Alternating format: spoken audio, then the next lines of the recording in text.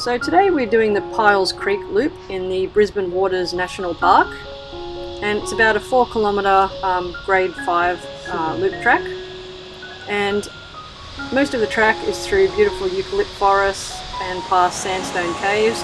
There's also many scenic lookouts and waterfalls, and there's even a suspension bridge crossing.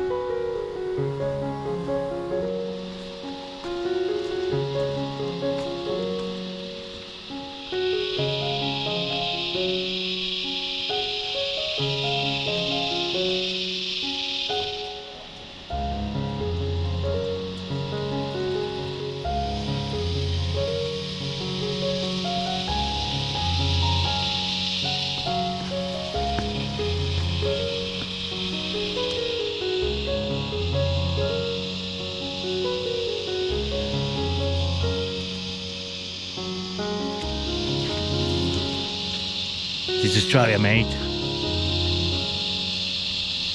Mate.